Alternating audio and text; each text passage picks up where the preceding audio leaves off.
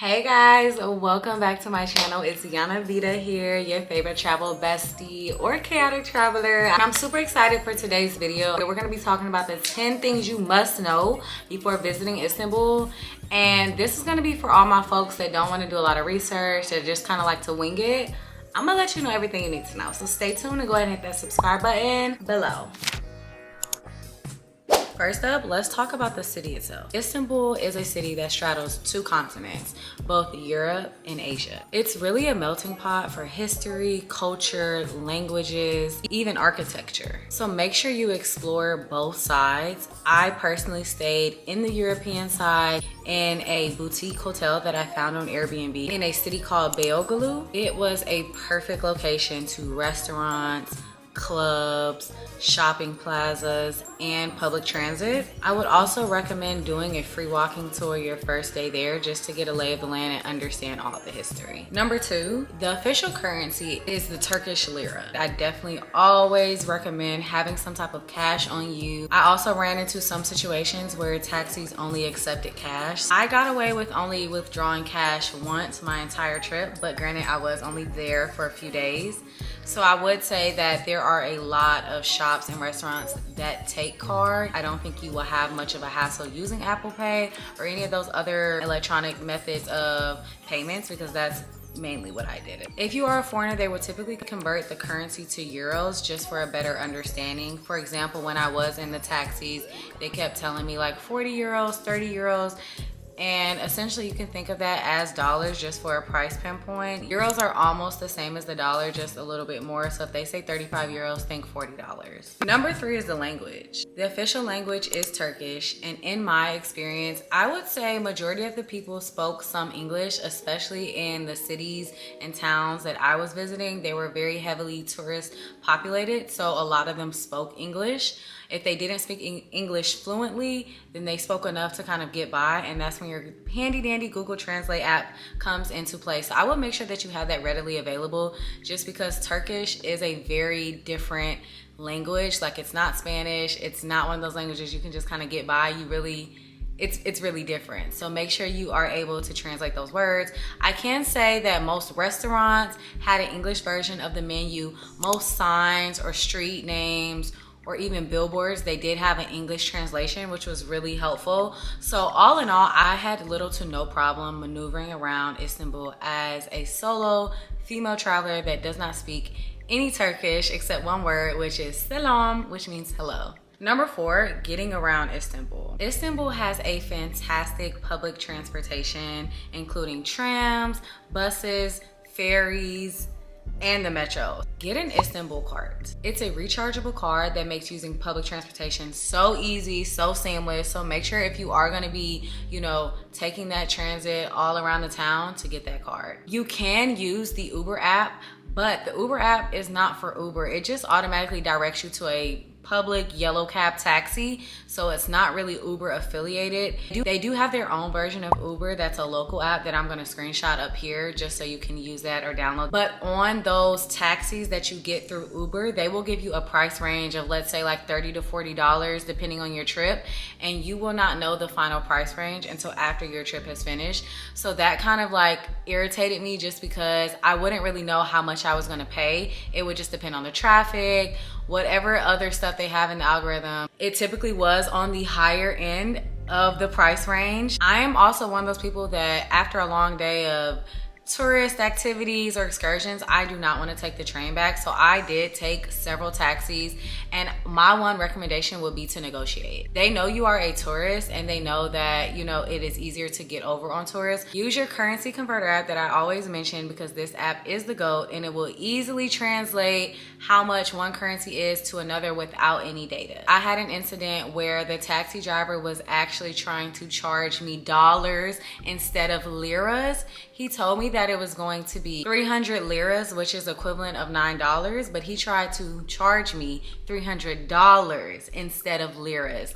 And so of course I got the notification on my card while I was in the taxi of him trying to get over. So I would just definitely say be aware of when you're tapping or swiping your card, make sure in the little POS system that they have the right price. Number 5, dress code and etiquette. Istanbul is a modern city, but it is also a predominantly Muslim population, so it's important to respect local customs and tradition. When visiting mosques, dress modestly. So for women, this means covering your head, your shoulders, and removing your shoes before entering. I didn't find Istanbul to be super conservative. When walking out and about, I felt pretty comfortable wearing shorts and a tank top. I just wouldn't recommend to wear anything too short or revealing or anything see-through, as it can just be deemed as disrespectful. Number 6, oh my gosh, the food in Istanbul was amazing. Like, everything was delicious, and I'm saying this as one of the world's most pickiest eaters. Like, if you know me, you know. Everything here compared to the US is gonna be not only a lot healthier, but a lot cheaper.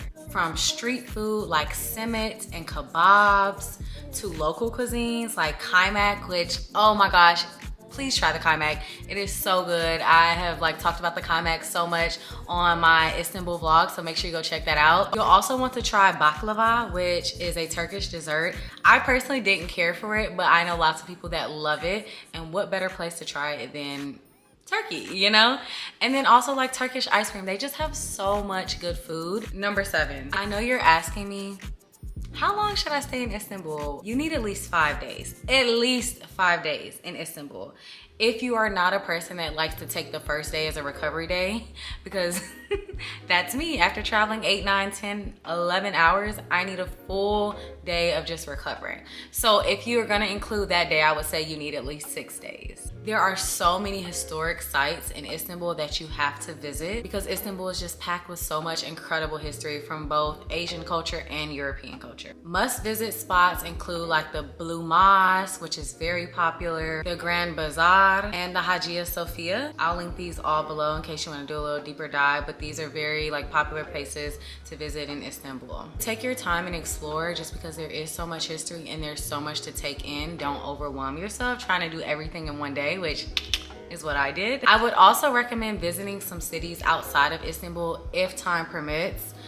There's another city called Cappadocia, which is very popular for those beautiful hot air balloons. And then there's also lots of beaches. Number 8 is gonna be so random, but you would not think Istanbul has so many cats roaming around, but they do. Number 8 are the cats of Istanbul. You'll notice once you get to Istanbul that there are lots of cats just walking up and down the streets. The locals love and care for these cats as if they're their own, and often putting out food and water in front of their doorstep. So it's very common to see a cat just laying by your feet at a restaurant. These cats are thought of to be well loved by the community, so definitely don't mess with them if you aren't a cat lover. It was very interesting to see, because as I was doing my walking city tour, I saw all of these restaurants and businesses that just put out cat litter and cat food for the stray cats. I don't even know if we would consider them stray, because the community essentially takes care of them.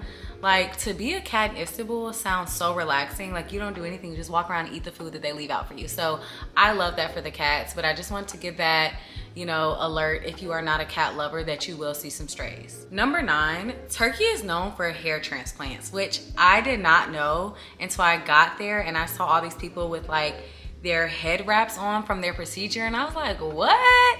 And then I went on a tour and he was telling me how lots of people fly to Istanbul specifically to get hair transplants. So think of it how the BBL girlies, they will fly to DR or Mexico or somewhere where it's less expensive for plastic surgery. That's similar to what they're doing in Istanbul. People will fly there all around the world to get a hair transplant or to get hair added if they're balding. My guide was actually telling me about an incident of someone coming to Istanbul to get a hair transplant, and they had an issue getting back into their country because they look so different from their passport photo.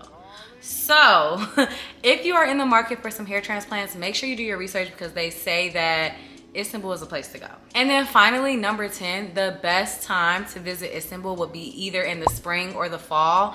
The last thing you want to do is be in Istanbul in the peak of summer, where it's not only hot, but crowded, because those are two things I don't like. I don't like being hot, and I don't like a bunch of people next to me. So if you were like me, I would definitely recommend going in the spring, which is what I did. So that would be anywhere from April to June. And I would say anything after May is pushing it, because June is hot, and June is when people from the US start to travel. So I would really say April and May. Okay, I realized we were at 10, but I have a few other things that I just want to throw out there real quick. So one, you do not need a visa to visit Turkey as an American citizen. If you have a US passport, you do not need a visa, okay? So that means you can book that flight to Istanbul.